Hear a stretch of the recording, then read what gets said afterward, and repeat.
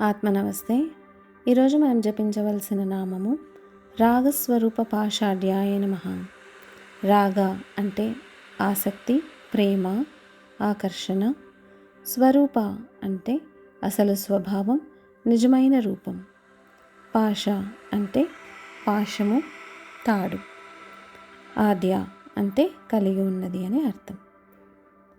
ఆమె స్వరూపమే దివ్య ప్రేమ అంటే రాగము మరియు పాశాన్ని ధరించి భక్తులను తన వైపు ఆకర్షించే తల్లి.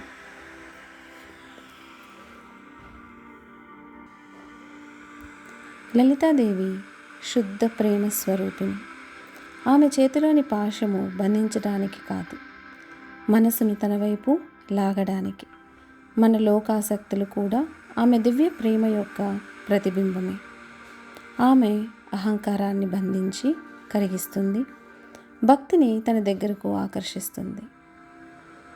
ఇప్పుడు సుఖంగా కూర్చొని కళ్ళు మూసుకొని శ్వాస మీద ధ్యాస పెట్టండి.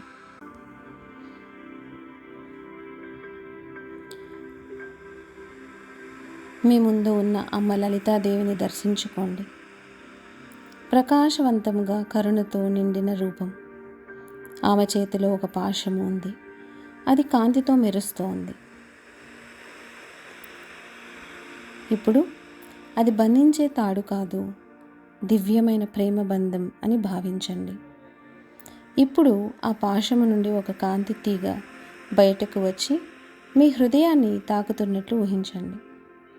ఆ స్పర్శతో మీ భయాలు కరిగిపోతున్నాయి, మీ ఆసక్తులు శుద్ధమవుతున్నాయి, మీ హృదయం ప్రేమతో నిండిపోతోంది.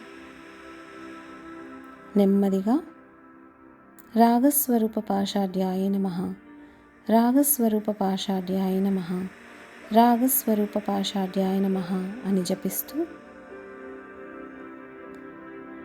మీరు బంధింపబడలేదు, మీరు ప్రేమతో ఆలింగనం చేయబడ్డారు అని తెలుసుకుంటూ కృతజ్ఞతాభావంతో ఆత్మ నమస్తే.